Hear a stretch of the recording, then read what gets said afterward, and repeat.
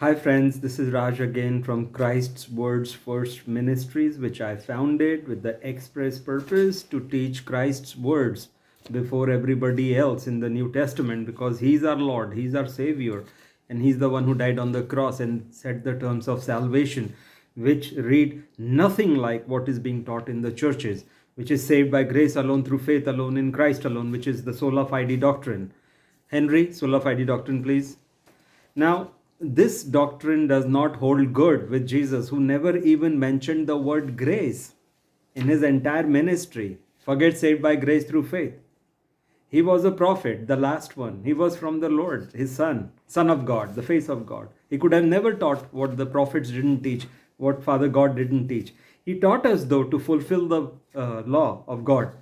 But nobody taught us that. We were taught you've been saved by grace through faith in Christ, and not by works, lest no or obedience, lest no man may boast. Now, this was plucked out of Apostle Paul, the 13th apostle, who self-proclaimed himself to be the apostle, the 13th apostle who could never have been. See, friends, I'm going to make this short about Paul. I do not wish to go into his deception. I'll plant a link. I've explained in details more than 20 questions about the legitimacy, the genuineness of Apostle Paul I have raised, which the church should have raised. I should have raised years back. 16 years I've been a Christian. I did not for 14 years. I was deceived myself.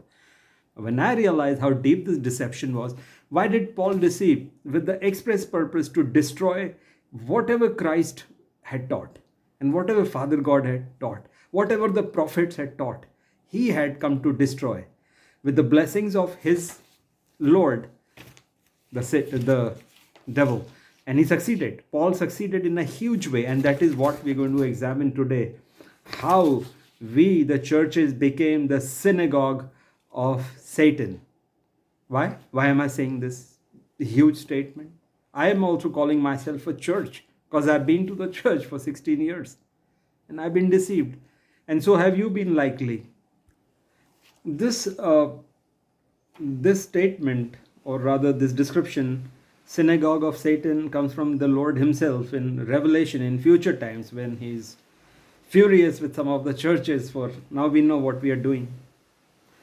And he says, I will make those who are of the synagogue of Satan, who claim to be Jews, in our case Christians, but who are not, but are liars. It suits us very well. It's referenced in Revelation 3 verse 9. So take a look at that, friends, and we will through this video examine how we ended up as being a bunch of liars. Why? Because we followed Paul the liar. We just brushed aside everything Father God taught, everything the Son taught, everything the prophets taught. And finally, it's the Son. The salvation is from Jesus Christ because he died on the cross.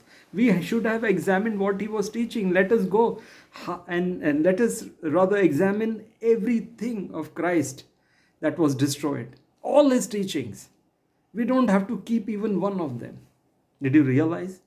Because we picked up this doctrine of salvation of grace through faith, Ephesians 2, 8, 9, and so many more, where Paul kept hammering, you have been saved by grace through faith. Jesus never even mentioned the word grace. Neither did Peter teach grace, you have saved by grace through faith. Neither did John or James. James came harshly upon, in fact, those who were teaching this evil, diabolical doctrine by saying in James 2 verse 2, you foolish man, don't you know faith is dead without good works? Because he knew the deception was going on, but nobody could lay their finger.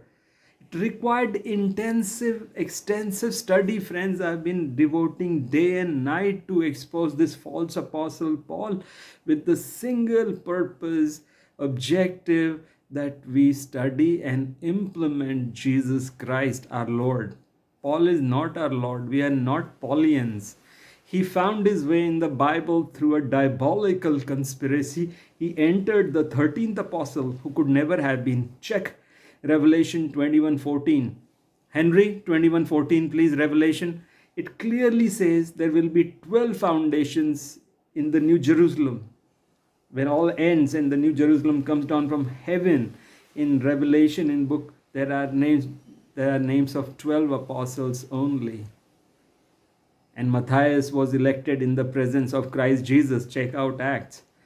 With the blessings of Jesus, and all the 11 apostles prayed, and Jesus elected this man, Matthias.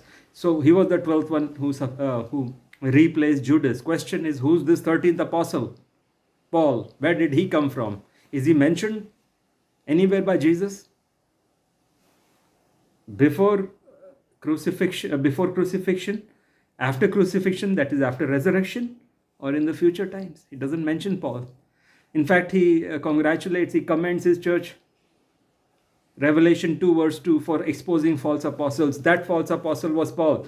I don't want to go into that, but I will read out 2 Corinthians 12 verse 16. This is the confession of Paul, which was totally ignored by the church. You think Jesus would allow this deceiver? Jesus knew the story. He founded the world. He knew the end before he founded it. It says that. Before the foundation of the world, he knew everything. And the Bible itself tells us from Genesis to Revelation how it's going to play out now and thousands of years tomorrow, or maybe tomorrow itself. Who knows when it's ending? I think it's ending now, when the New Jerusalem comes down. So Jesus was aware of all the deception going on, and it'll happen. And he had given us a heads up. He said, beware of the yeast of the Pharisees. Didn't he say that? Jesus gave us a warning that do not trust the Pharisees and their doctrine.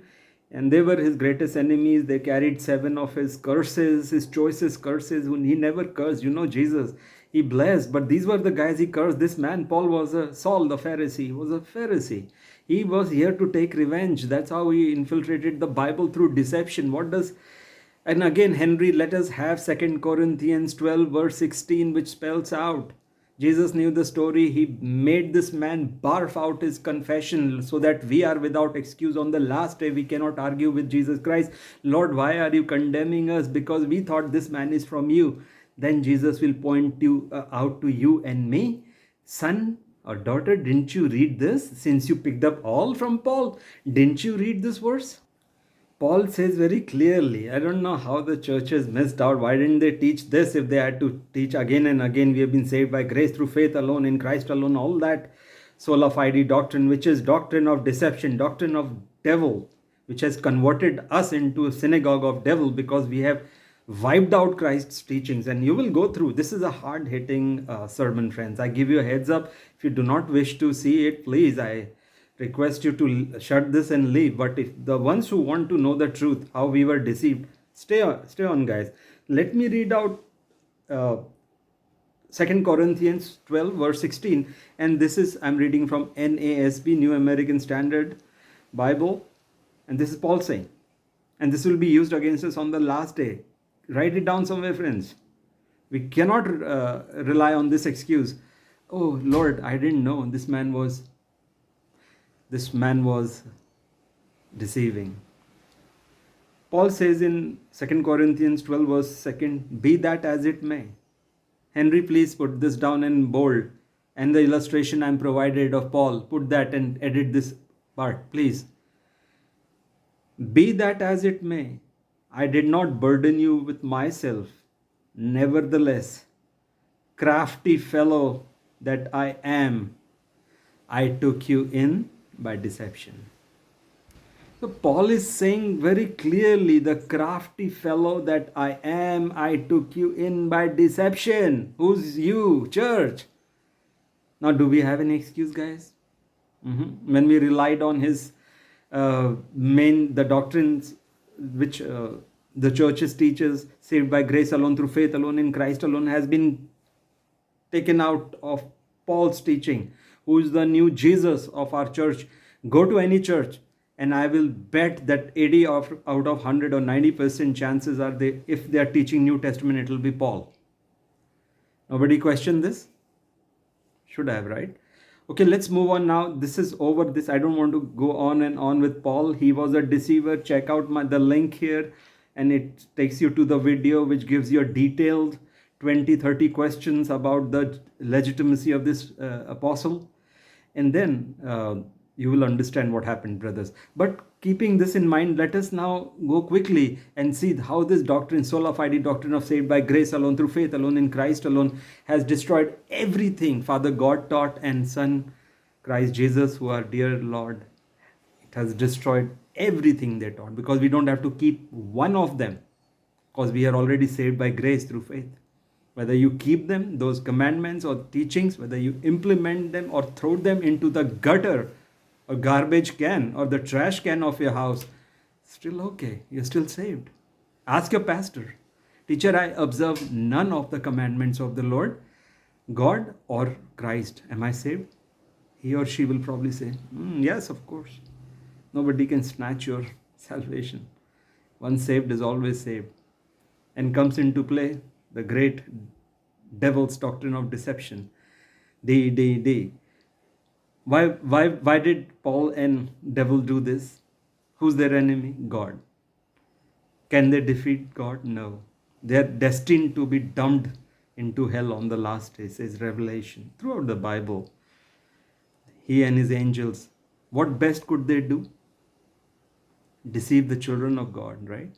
Who he loves. That's the way they wanted to hurt God, by deceiving us into sinning, by giving us a false assurance you're still saved by grace. Wouldn't Jesus have mentioned grace even once? Before resurrection, after resurrection, or in future times? Nothing. It was all about obedience like Father God. Even in the Great Commission 28:18-20, he says very clearly, observing all commands that I have given, and truly I shall be with you till the end of the ages. I will mention that. So let us read quickly how all the teachings and commandments of Father God and the Son were destroyed through this sola fide doctrine of saved by grace alone, through faith alone, in Christ alone, spoken by apostle, expounded, in fact, touted by Apostle Paul, and grabbed hook, line, and sinker by the church, us. So let's examine. Let's go to the 10 commandments of Father God. Okay, let's go. That's in, I believe, Exodus 20, which is now called the Mosaic Law, as if Moses was our God and he gave law. You're not under Mosaic law, we are under grace. So what is Mosaic law? It is the law of God, written by his fingers. Read that, guys, read that. And what does he say again in Jeremiah 31 verse 33 and Hebrews 10 verse 16, that I'll put my law on your minds and in your heart, and I'll be your God and you'll be my people. It's written on your minds and in your heart. It cannot go, but Jesus taught us how to fulfill it, because he loved us, and that's what he taught. Off the back, I'll tell you, if anything saves us, it is one word: love. Nothing else. Nothing called grace will happen. Nothing called salvation guaranteed by Mr. Paul and his cronies will happen until you go through that litmus test, acid test, that did you practice loving compassion or not. You will come to that, friends, by the end of the sermon. Hang on. You've listened to a lot of sermons. I did too. But this might be the most important, the life-changing, the game-changing one you have ever listened. And remember, the Lord is speaking through me. It's not me. I'm an average Joe. He's using my mouth, my existence, to teach you and me. I am just a vessel, an instrument in his hands. The words are his. Consider me like a radio. The radio doesn't have intelligence. It just broadcasts something, picks up a signal. That's all that's happening, guys. Again, coming quickly back to 10 commandments, let's see how they were scrupulously destroyed, each one of them. Then we'll go to Jesus's core teachings and commandments, right? Henry, place the 10 commandments on the side, or you can place an illustration. Please put an illustration of 10 commandments. While I go through them, let it play so the people can see. Thank you, and edit this. The first commandment, friends, is you shall have no other gods before me. Thunders the Lord. You cannot have. But we've made idols like film stars or big industrialists or sports stars, movie stars, whoever. are gods, and wealth even greater god, and sports cars and this car and properties and bank balances. We have made gods before us. It doesn't matter. We are saved by grace through faith. Who cares? And we are not under this Mosaic law, right? Who has the guts to say God's law? Because they're scared. The church is. Ask them, what is Mosaic law? Not every church. The churches I go to, they put very clearly on the mast of the website, we are not under Mosaic law. Did Moses give any law? No. The poor man was carrying, he was a postman, carrying the tablets of God's law written by his own fingers, friends. So, you shall have no gods before me, gone. You shall make no idols. Again, like I said, sports stars, film stars, money, goals, as the world teaches, achieve that, accomplish that. These are our idols. We still do them, who cares? Then third, you shall not take the name of the Lord your God in vain. Oh my God. We can do what we like. Take it in vain, otherwise it's all good. Because we are not under law. We are now under grace. Sorry for this hard hitting. We need to open eyes and ears, friends. This is not going to help us. Keep the Sabbath day holy, one day in a week. Who keeps it? Not needed. Honor your father and your mother. Yeah, this is very important reference by Jesus that one should be put to death if you don't do it. Does anybody now really honor their father and their mother? We should, right? Reference by both father and son. Hebrews 5 verse 9. My apologies, friends. It's in Matthew 15:4 where God says, and referenced by Christ in 15:4 Matthew. God says, honor your father and mother, and anyone who curses their father or mother is to be put unto death. Even that is gone. All right? So this is also gone. We don't have to honor our father and mother because we have already been saved. Whether we honor, dishonor, or dump them into anywhere, to old people's home, we are still saved. Let us live out our lives. They live theirs. Now, there's no need to honor them. It's all very evil, friends. That's all I'm trying to say. Next is, you shall not murder. The next one is, you shall not murder. We can murder, and yet if we repent and believe is the core word. The operative word is just believe and go to heaven. Just believe and go to heaven. Just believe. Here's your stamp. Here's your visa. You don't have to observe anything. Don't have to keep any law, any commandment. Go into heaven. I give you, I the pastor of so-and-so, I the elder of so-and-so church. Here is your visa. Go to heaven. Because you believed, I am following also. So you can murder and yet be saved. You shall not commit adultery. Have you heard of carnal Christians? You have, right? I have also. Did you think where it's coming from? What does in Ecclesiastes 12:13, what does Solomon say after that long speech of his and revelation of his heart?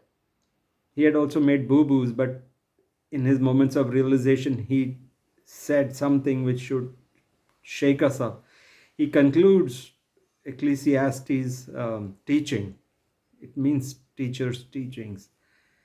With the words, Henry, Ecclesiastes 12 verse 13. All the duty of mankind is to,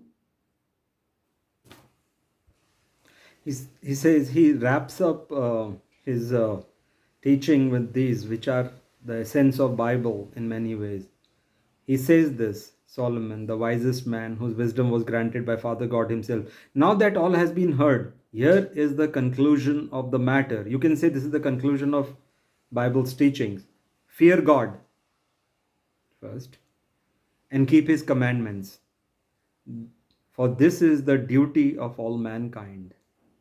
But through Paul's doctrine of saved by grace alone, through faith alone, in Christ alone, we don't have to fear God or keep his commands.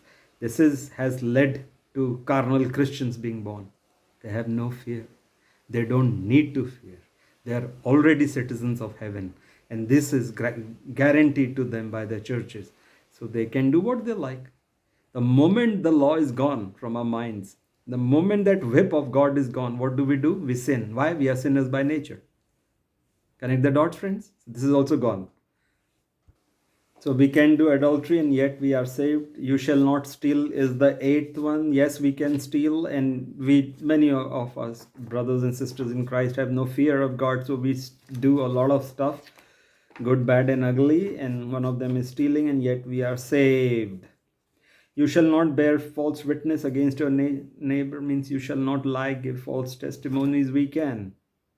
Yes, yet saved. The 10th one is you shall not covet. Like, don't be covetous, don't long, pine, crave for other people's money, wealth, their achievements, whatever. We can do that. You can be jealous, you can covet, you can do whatever you like. You are yet saved. Say with me, we are saved. All right. Sorry about that. Just wanted to make it a little lighter, friends. We don't have to be too heavy on this, but it's very, very, very serious. I'll take a 5-second break and we will jump straight to how we destroyed all of Jesus Christ's teachings. Repeat after me. All of his commandments and all of his teachings, everything Jesus taught has now been effectively destroyed. That's why we have become the synagogue of who? Satan. Thank you for bearing with me, friends. And here comes Christ's 10, not 10 commandments, but different types of teachings and commandments. He taught us, ordered us, ordained, and we have broken all of them. Let's start with the first one, which itself says, Jesus says in John 14, verse 15, Henry, John 14, verse 15, if you love me, you shall keep my commandments. If you love me, he's putting up a condition here. If you love me, you have to keep my commands. Simple. Now, as simple as it gets, but what would do the churches say? Oh, it's okay. He may be not in that mood that he said this. We don't have to keep commands. We are still saved. But this man is saying very clearly in John 14, 15, Jesus Christ himself, if you love me, you shall keep my commands. Do you see the irony playing out, friends? We don't have to keep his commands in spite of Jesus warning us. If you love me, you know what this means? That you still enter heaven even if you're not keeping any commands or teachings. That means you have no love for Jesus, and yet because of Pauline doctrine of saved by faith alone, through grace alone, in Christ alone, you are still saved. So this is serious. On the one hand, Jesus says, if you love me, you shall keep my commands. On the other hand, Paul says, it's okay, you're still saved. Doctrine of devils. Repeat after me. Devil's doctrine of deception. This is what is being taught in the church. And what are we? Synagogue of Satan. All of us who go to the churches. All of us. One of the things Jesus very strongly taught, which we don't follow again, is denial. Lead a life of denial. Why? Because if he says, if you love the world, you're not of God, that is the message.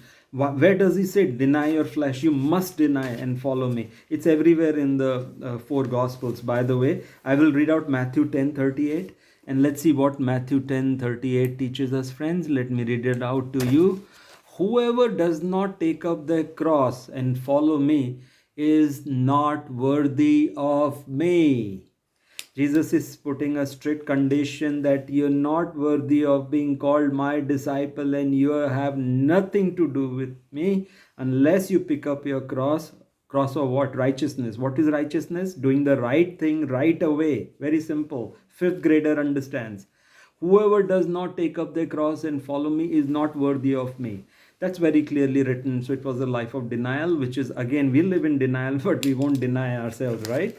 Because we live in denial of we've been saved by grace alone, through faith alone, in Christ alone, right? But look what he says now in Luke 9:23. The same things in even harsher terms. In the Gospel of Luke, Jesus says, if anyone wants to come after me, he must deny himself, take up the cross daily. Daily is added. It's not like I did it today, next month now I'll be a nicer guy and follow Jesus. No, daily.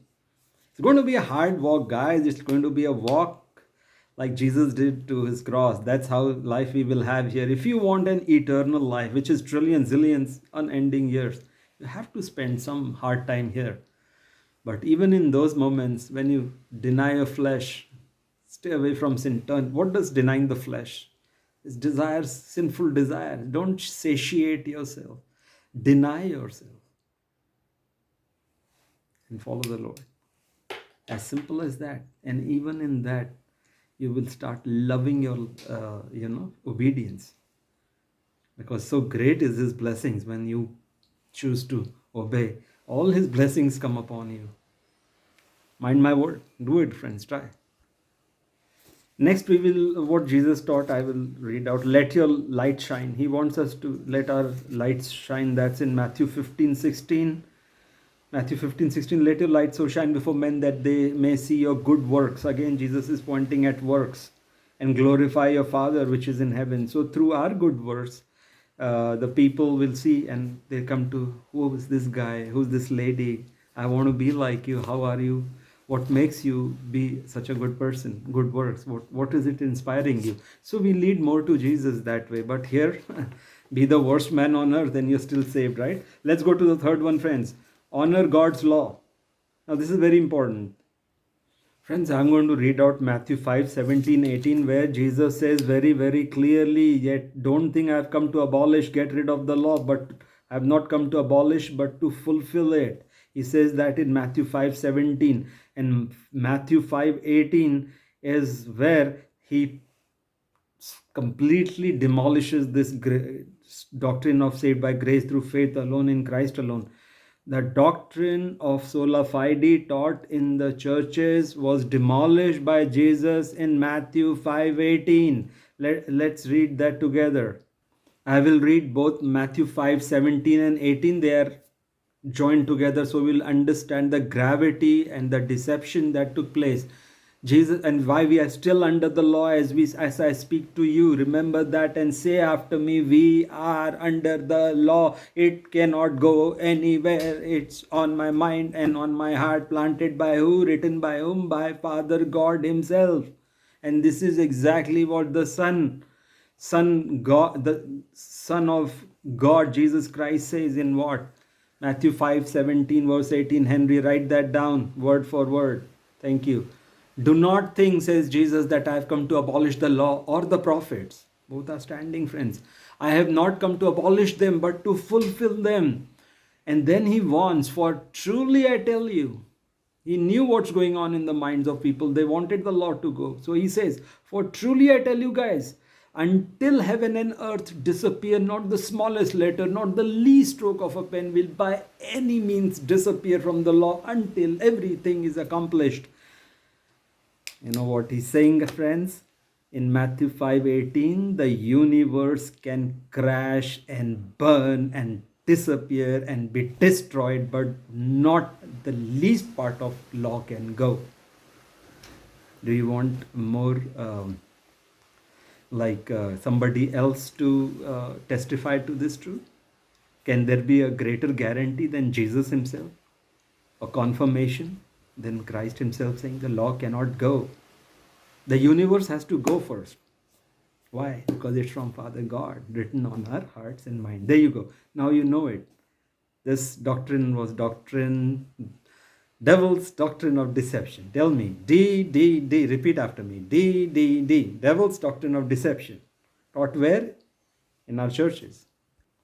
But that takes me quickly, lest I forget, this is the crux of the whole thing. How did Jesus teach us to fulfill that law? He says, I am not come to destroy the law, but to fulfill it. Only Christ could have taught, because He died for us on the cross. He had the right to teach us how to fulfill it. How did He teach us? I'll tell you very quickly, friends. It's in Matthew 22, verses 37 to 40. Let's read that. Henry, please write Matthew 22, 37, 40 with the words. In Matthew 22, 37, 40, he says very clearly how we can obey the entire law and the teachings of the prophet. And it comes out true on the last day when He'll sit on the judgment chair. So listen very carefully, friends. He says, love the Lord your God with all your heart, with all your soul, and with all your mind. This is the first and the greatest commandment. And the second commandment is like this: love your neighbor as yourself. because we love ourselves, right? So love that other guy, the fellow human being, as yourself. All the law and the prophets hang on these two commandments. What he's saying is, when you love God with all your heart, mind, and soul, and when you love the neighbor as yourself, you are keeping the entire law. Not only that, but the teachings of the prophet. You got it, friends? Your churches won't teach you because they are crazy after sola fide. But here is Jesus teaching this. And I'm quoting the words of Christ. When you love God, love the fellow human being, you obey the entire law. This is how you honor God's law. You got it? Learn to love. Turn away from sinfulness. That is the core of all human curses and every human problem. And Jesus said, gouge your eyes out and throw them, cut off your limbs, but do not sin. What he means is, restrain yourself, fight your sinfulness. And you can do it, guys, but at least try. This dirty doctrine of deception, the devil's doctrine of deception, even takes away our desire to fight it. Why should I fight sin? I'm already saved. Do you see the contrast forming? Jesus says, gouge your eyes and throw out, cut your limbs. And this doctrine says, almost indirectly says, sin to your heart content, and yet you're saved. Okay, the other place where again Jesus repeats this is Matthew 7:12. What does he say? What is the golden rule? Do, do unto others as you would want them to do to you. The entire law and teachings of the prophet hang on this. He repeats it second time. Why does he say that? Because when you love others, that blessings come back to you. Because do to others as you would want them to do to you. And when you do that, you keep the entire law and teachings of the prophet. In other words, Jesus saying this is the summary, the one line message of Bible is love God, love everybody. When you do that, you got the message. And if you didn't get the message, I'm very sorry, guys. It's not going to work out on the last day for you and for me. And where does this say? It says very clearly on the judgment day. And Jesus takes you to the judgment day. It's a vision. It's not a parable. Henry put the numbers down. It's Matthew 25, verses 37 to 41. Let's examine. It's in Matthew 25, verses 31 to 46. Write the parable down on the side, Henry, and then edit this part. Now, I will summarize this vision of the future. It is not a parable in which Jesus very clearly says only those who learn to love and practice loving compassion, which were the sheep, will be saved, and all others will be condemned who did not practice loving compassion. So what Jesus taught in Matthew 22, 37, 40 played out very well in Matthew 25, 31 to 46.